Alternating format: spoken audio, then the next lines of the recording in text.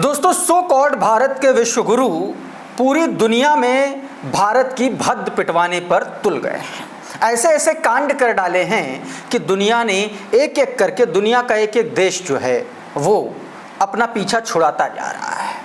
लेकिन इस देश का नफरती मीडिया, मोदी सरकार का चरण चुंबन करने वाला मीडिया अभी भी चाटुकारिता के स्मारक बना रहा है। आज के इस वीडियो में मैं आपको ये बताने जा रहा हूँ कि भारत दरअसल अंतर्राष्ट्रीय स्तर पर कितनी चुनौतियों का सामना करना पड़ रहा है और उन चुनौतियों के बीच विदेश भेजे गए ऑपरेशन सिंदूर के नाम पर विदेश भेजे गए प्रतिनिधिमंडल के लोग किस तरीके से मनोरंजन कर रहे हैं, पूरा पिकनिक बना दिया उस पूरे दौरे को, वो तस्वीरें आपको दिखाऊंगा। और कैसे कनाडा ने बहुत बड़ा झटका भारत को दिया है, इसके बारे में बताऊंगा। और साथ में प्रधानमंत्री जब किसी दौर में मुख्यमंत्री हुआ करते थे तो डरपोक वाली उनकी जो कहानी है, उनके डर की एक कहानी भी आपको सुनाऊंगा, एक वरिष्ठ पत्रकार की ज़ुबानी, वो भी आपको बताने की कोशिश करूंगा। लेकिन देश में भाजपाई किस तरीके से गुंडाई कर रहे हैं, किस तरीके से हिंदू मुसलमान कर रहे हैं, उसकी भी तस्वीरें दिखाऊंगा। लेकिन सबसे पहले जरा एक खबर देखिए।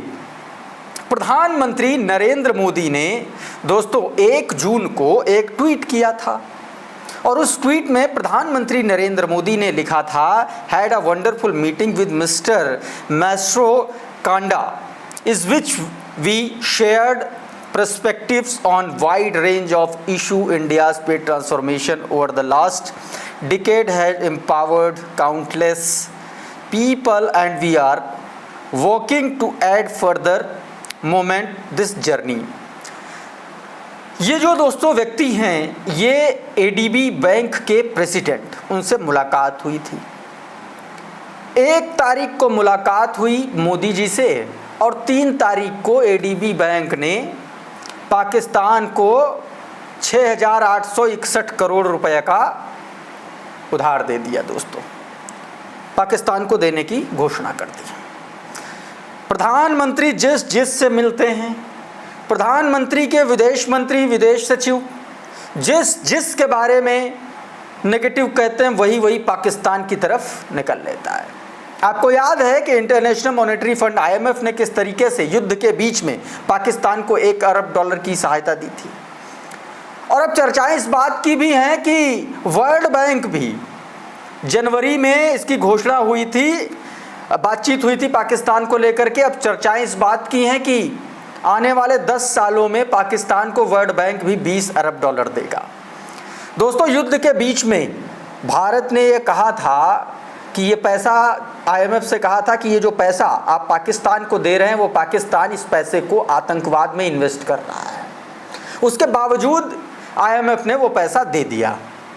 इसका सीधा मतलब है कि हमारे यहाँ देश की जो कूटनीति है, जो विदेश नीति है, वो बुरी तरीके से फेल हो चुकी है। लेकिन सवाल ये है कि अगर कोई इसको फेल बता दे रहा है तो सीधे तौर पर भारतीय जनता पार्टी के चरण चुंबन करने वाले पत्रकारों, गोदी मीडिया के एंकर और एंकराओं की निगाह में वो देशद्रोही घोषित हो जाता है।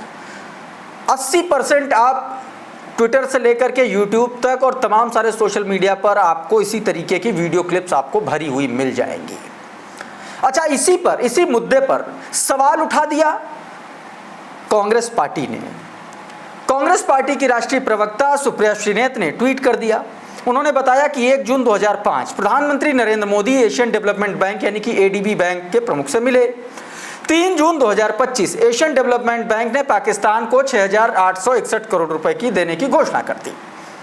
IMF को पाकिस्तान को पैसे देने से नहीं रोक पाए। इनसे मिलने से 2 दिन बाद ही एडीबी पाकिस्तान की मदद कर रहा है। ये स्वघोषित विश्व गुरु बने हुए हैं, इनकी कोई नहीं सुन रहा है। दोस्तों, इसी को लेकर के एक और ट्वीट किया गया। रणविजय सिंह ने ट्वीट किया। रणविजय सिंह लिखते हैं कि एशियन डेवलपमेंट बैंक आतंकी देश पाकिस्तान को 6,861 करोड़ रुपए देगा। 2 दिन पहले नरेंद्र मोदी ने एशियन डेवलपमेंट बैंक के प्रेसिडेंट मसातो कांडा से मुलाकात की थी। सोचिए, एक आदमी भारत के प्रधानमंत्री से मिलकर जा रहा है और फिर हमारे दुश्मन देश को 6,861 करोड़ रुपए दे रहा है। दोस्तों, कई गंभीर सवाल खड़े हो रहे हैं। इतना ही नहीं, ये तो सिर्फ बात है, और जो मैंने आपको बताया न्यूज़ 24 की एक खबर है, वो ये बता रही है कि वर्ल्ड बैंक भी, विश्व बैंक भी दोस्तों, एडीबी बैंक के बाद विश्व बैंक भी पाकिस्तान को 10 साल में 20 अरब डॉलर कर्ज देने का समझौता किया है दोस्तों।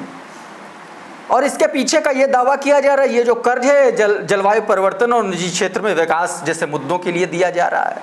लेकिन ये दुनिया जानती है कि ये पैसा पाकिस्तान आतंकवाद में इन्वेस्ट करता है।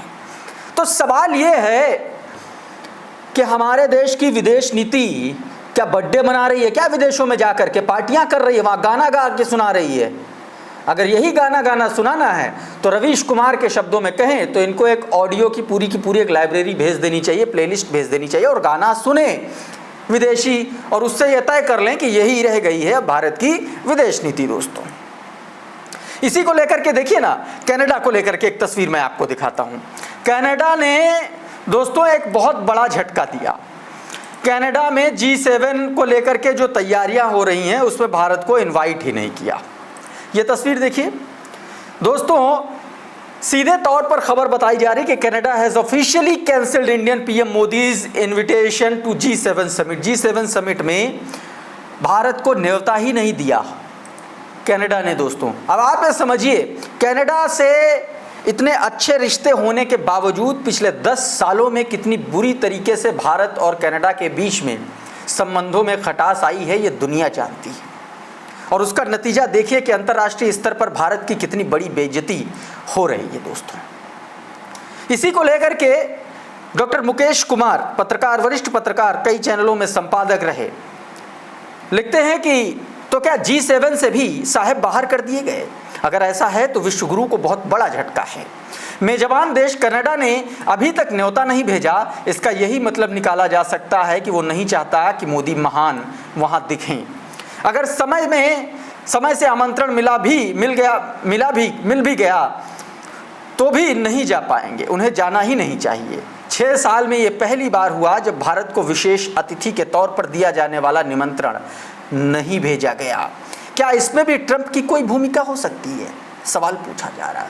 दोस्तों, इससे पहले G7 जैसे आयोजन में भारत विशेष अतिथि के तौर पर इनवाइट किया जाता था, लेकिन अब क्या स्थिति हो गई है? अब स्थिति ये कर दी है भजपिल्लों ने, भाजपाई रणनीति और कूटनीति ने, कि भाजपा की भारत की स्थिति ये हो गई कि उसको इनविटेशन तक नहीं मिल रहा है। दोस्तों, इसी को लेकर के एक और तस्वीर सामने आई। दोस्तों, आप सभी को पता है कि भारत ने किस तरीके से ऑपरेशन सिंदूर को लेकर के प्रतिनिधिमंडल भेजा था पाकिस्तान को एक्सपोज करने के लिए, और वहां पर भाजपा के सांसद रेखा शर्मा जैसे लोग, निशिकांत दुबे जैसे नफरती और निर्लज्ज चिंटू वहां से भी मुसलमानों को गालियां बक रहे थे। वहां भी रेखा शर्मा जैसे लोग गाना सुना रहे थे। आप सोचिए, मतलब 8वीं क्लास का कोई बच्चा, उसको अगर मम्मी पापा समझा के भेज दे कि भैया यहाँ जाना है और ऐसे ऐसे बात करना, अच्छे से, कोई ऐसा गलत व्यवहार मत कर देना कि जग हंसाई हो जाए, लेकिन रेखा शर्मा जैसे लोग गाना गा गा के सुना रहे हैं वहाँ पर बहरीन में, तो गाना गा के सुनाएंगे तो यही होगा फिर। अब इसी को लेकर के दोस्तों एक प्रतिनिधिमंडल वापस आया।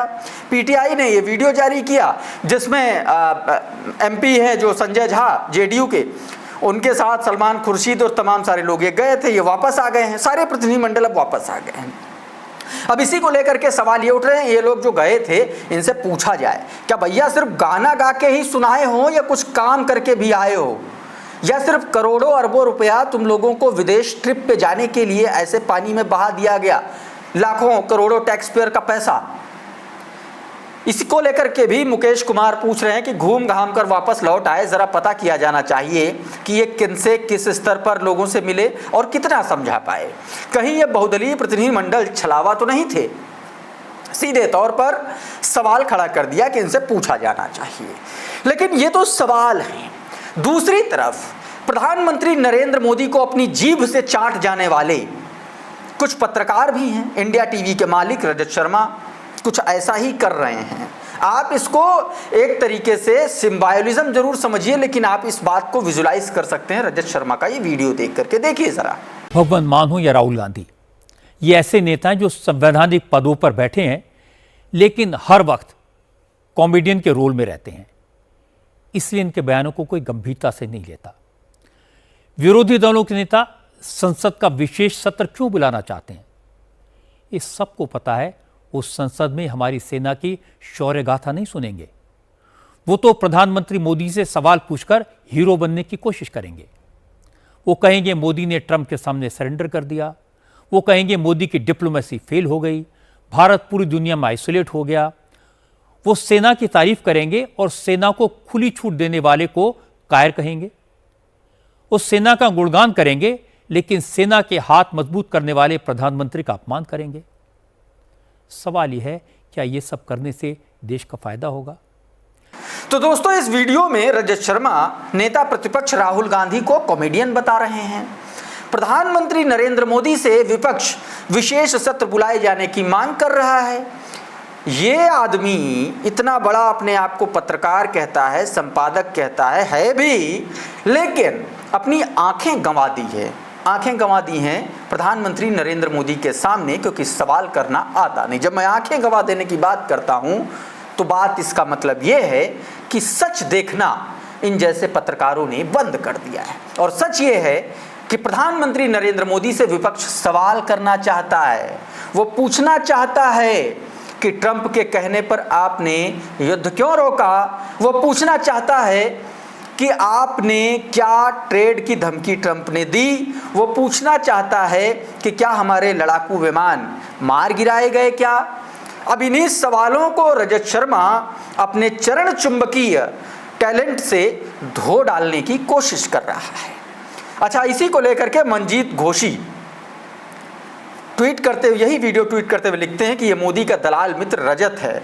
एलओपी को लीडर ऑफ अपोजिशन के खिलाफ इसकी भाषा देखो। दलाल का सवाल, संसद सत्र इसलिए नहीं बुलाया जाना चाहिए क्योंकि मोदी से सवाल किए जाएंगे, वहाँ तारीफ थोड़ी होगी, ट्रंप पर सवाल किए जाएंगे, फिर मोदी की छवि धूमिल हो। देश का जवाब, आपको नहीं पता कि एलओपी सवाल पूछने के लिए ही होता है, और छवि की इतनी ही फिक्र होती तो ट्रंप के आगे नरेंद्र ने सरेंडर क्यों किया। यही बात राहुल गांधी ने पिछले दिन भी कहा।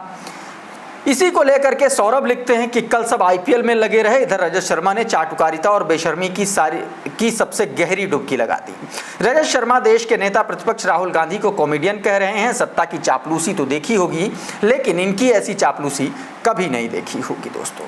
तो ये तो बात थी इनकी। अब एक वीडियो वायरल हो रहा है, पत्रकार, संपादक, आलोचक, सीधे तौर पर अशोक वानखेड़े का। अशोक वानखेड़े प्रधानमंत्री प्रधान सेवक की एक कहानी सुना रहे हैं। कहानी उस दौर की है जब प्रधान सेवक जो है गुजरात के सेवक हुआ करते थे, मुख्यमंत्री हुआ करते थे। बता रहे हैं कि कैसे घर के पीछे हाईवे पर एक ट्रक का टायर ब्लास्ट हुआ और मोदी जी को लगा कि हमला हो गया बम से, और पूरा हंगामा काट दिया। सुनिए एक जरा छोटा सा हिस्सा ये। और ये कोई झूठ नहीं है, रिकॉर्डेड बात है, ये आपको पुलिस की डायरी में रिकॉर्ड मिलेगा। बात यह हुई है कि मोदी जी नए चीफ मिनिस्टर बने थे और गांधीनगर में नया राजधानी बना था, तो सारे बंगले मंत्रियों की एक तरफ और एंड में बड़ा बंगला मुख्यमंत्री का। रात में धड़म करके आवाज आई। मुख्यमंत्री जी जो पैर में था, जो शरीर पे था, वो लेके भागे घर के बाहर और जोर जोर से चिल्लाने लगे, गाड़ी खोलो, गाड़ी खोलो, गाड़ी खोलो। गाड़ी बुलेट प्रूफ थी। तुरंत ड्राइवर रात के 1:30-2 बजे नींद में भागा आया, उसके पास जो भी पहना था, बोला गाड़ी निकालो, गाड़ी निकालो। सिक्योरिटी अलर्ट हो गई, सबको गया कि सीएम बाहर निकल रहे हैं, कहां जा रहे हैं किसको पता नहीं। डीजी तक बात हो गई, सारी पुलिस वाले रास्ते पे आ गए, सीएम कहां जा रहे हैं, सीएम कहां जा रहे हैं। सीएम अहमदनगर की तरफ अहमदाबाद की तरफ निकले तो रास्ते में सब डीजी वगैरह सब आ गए, घेर लिया। बोले सर क्या हुआ। फिर ये गाड़ी से भी उतरने में बाहर डर रहे थे, तो इन्होंने कांच नीचे की। बोला बम से हमला हुआ है घर पे। सबके पैरों की जमीन खिसक गई। नरेंद्र मोदी के घर पे बम पे हमला। तो दोस्तों, ये कहानी जो अशोक वानखेड़े सुना रहे हैं, ये पुलिस की डायरी में है। ये कोई कहानी नहीं है, सच्ची घटना है। और अब बात करते हैं भारतीय जनता पार्टी के असली काम की। असली काम है गुंडई करना, अश्लीलता करना, अश्लील वीडियो जारी करना। यही काम है ना। पिछले कुछ दिनों में यही हो रहा है। मनोहर लाल धाकड़ से लेकर के बलिया वाले जो नेताजी हैं उन तक, एक और तस्वीर सामने आई गाजीपुर का। ये वीडियो जो आप अपनी स्क्रीन पर देख रहे हैं, ये देखिए, ये आदमी कट्टा लेकर के, असलहा लेकर के, ये आदमी विपिन सिंह जिसका नाम बताया जा रहा है, ये आदमी जितेंद्र यादव नाम के व्यक्ति के घर गया और उनको धमका रहा है, जान से मारने की धमकी दे रहा है। ये आदमी भारतीय जनता पार्टी गाजीपुर का जिला उपाध्यक्ष बताया जा रहा है। सूर्या समाजवादी इस बात की पुष्टि करते हुए नजर आ रहे हैं। एक और तस्वीर भाजपा की दिखा देता हूं कि मुसलमानों को लेकर के क्या स्थिति, हालांकि आप लोगों को पता है, बिजनौर में, उत्तर प्रदेश के बिजनौर में स्कूल की दीवार पर उर्दू में नाम लिखा था। अब ऐसे में तमाम सारे नफरती चिंटुओं को इसको लेकर के कुलबुलाहट मची, और कुलबुलाहट मची तो बीएसए से जांच कराई जाने की मांग कर डाली। दोस्तों, ये स्थिति, ये तस्वीर आप देख सकते हैं। कुल मिलाकर के अंतर्राष्ट्रीय स्तर पर भाजपाई भारत की भद्द पिटवाने पर तुल गए हैं। एकदम कसम खा के बैठे हैं कि एकदम भद्द पिटवा के मानेंगे, और दूसरी तरफ गुंडई अपने चरमोत्कर्ष पे हैं। इस वीडियो में इतना ही। बहुत बहुत शुक्रिया, बहुत बहुत धन्यवाद। आप जुड़े रहिए द लाइव टीवी के साथ। नमस्कार।